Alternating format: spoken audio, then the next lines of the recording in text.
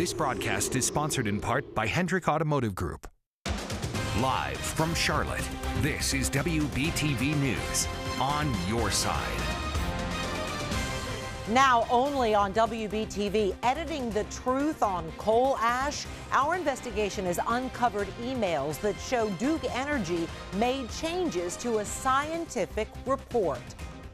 I recognize that text that you're reading, and I wrote that.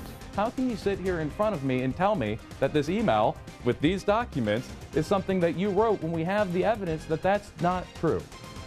Tonight, internal documents uncovered by WBTV are exposing the relationship between Duke Energy and the scientists paid by the company to research coal ash. Good evening. I'm Maureen O'Boyle. And I'm Paul Cameron. For years, Duke has pointed to reports by two professors at UNC Charlotte as scientific evidence to support their assertion that coal ash does not contaminate groundwater, among other things.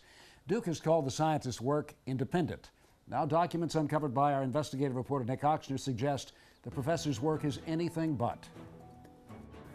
See how they changed the words? Look at that. And look at that. Look how much they added here. Deborah Graham and Amy Brown are flipping through pages they say prove what they've suspected for years, as they've been forced to live off bottled water and fight against Duke's coal ash ponds right in their own backyards. Their edit, arsenic was not detected. Who's the expert here? What they're looking at is this email and a draft of this report written by a professor at UNC Charlotte for Duke Energy.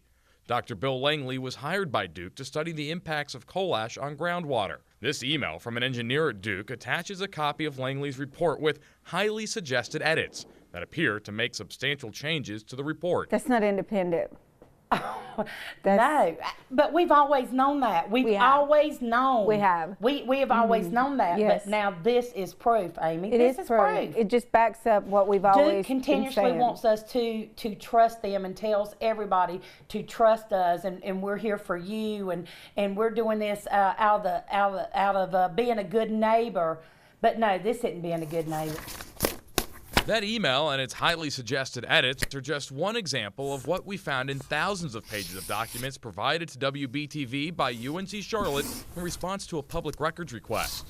They show a pattern of Langley consulting with engineers and executives at the company as he conducted coal ash research. They were given an opportunity to review that, and they made some edits to the text that was included in that summary that just made that summary more concise. Langley rejects the notion that he let Duke Energy control his research, even as we showed him the email and report with Duke's edits. That all sounds like my language. Sir, this is added by Duke in the track changes and the highly suggested edits. This was added by Duke. I recognize that text that you're reading, and I wrote that. How can you sit here in front of me and tell me that this email with these documents is something that you wrote when we have the evidence that that's not true?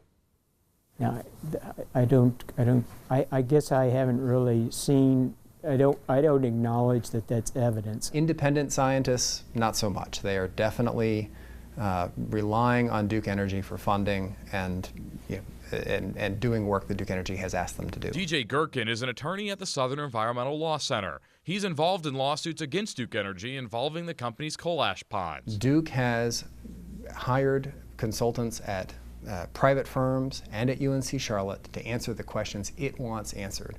Unfortunately, those questions are self-serving for Duke Energy. But Duke Energy spokesman Paige Sheehan denied the company has ever done anything wrong. I think you're misleading people and misrepresenting robust scientific study that went through exactly the kind of review process that you would expect in any kind of research like this. Deborah Graham and Amy Brown say this report and thousands of other documents uncovered by WBTV is more proof the company's hiding behind science it knows isn't true. We've known for a long time that Duke is not been very truthful. And you can't trust them. I mean, you can't trust them. Trusting Duke is dangerous to our health. Now, in addition to the research reports prepared by Dr. Langley and edited by Duke, we found a second UNCC professor leading a so-called independent review board paid for by Duke Energy while helping the company craft its message for regulators at the same time. Guys, we'll have that part of our story tomorrow night at 6. Certainly a long way from over, Nick. Yes, our investigation continues. All right, thanks so much. New tonight, our investigation into the ties between Duke Energy and scientists paid by the company to research coal ash continues. We first told you last night about edits Duke made to a scientific report about coal ash. The scientists behind that work claim to be working independently of the energy conglomerate, and so does a second professor who chairs a national advisory board created by Duke. But emails obtained by our investigative reporter Nick Oxer suggest otherwise. Duke Energy's worked for years to figure out what to do with millions of tons of coal ash buried in ash ponds around North Carolina.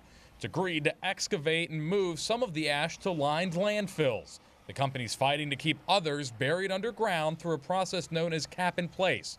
As it's navigated that process, the company's turned to advice from a group of scientists on the National Ash Management Advisory Board. The people on that board are independent from Duke Energy. UNC Charlotte professor John Daniels chairs that board. He wrote this letter in April 2016 to the North Carolina Department of Environmental Quality advocating against the state applying risk classifications to any of Duke's coal ash ponds. In the letter, Daniels goes out of his way to outline the fact that his board is independent of Duke. You want a board to be independent, objective, and detached from corporate momentum. But emails obtained by WBTV shows Daniels has consulted with Duke Energy while chairing the advisory board he claims is independent of the company. Take this calendar invite from April 13th of 2016, 1 week after Daniels' letter to DEQ spelling out his independence. It shows Daniels met with top executives at Duke to discuss an upcoming presentation to regulators at DEQ. Best I can tell from looking at your emails, you were coordinating exactly with Duke while you're claiming to be independent leading this board. How do you square that? So by virtue of doing this work, you have to engage with Duke. It's an advisory board for Duke. Other emails show Daniels was included in an effort by Duke executives to draft a report for DEQ. We work with Duke engineers so that everyone is clear on what people think and what that viewpoint is. On one hand, you're telling DEQ you're totally independent of Duke. You have a board that's run by you, not by Duke Energy. And then you're going and you're helping Duke and its engineers craft its message for DEQ. The average person would look at that and say, that's not independent. So we're not crafting the message. We're crafting what we believe to be our objective advice on the situation. Duke has reassured its regulators and the public that everything is fine and has pointed to science and has pointed to scientists, saying these independent scientists have validated our assertions. DJ Gherkin is a lawyer at the Southern Environmental Law Center.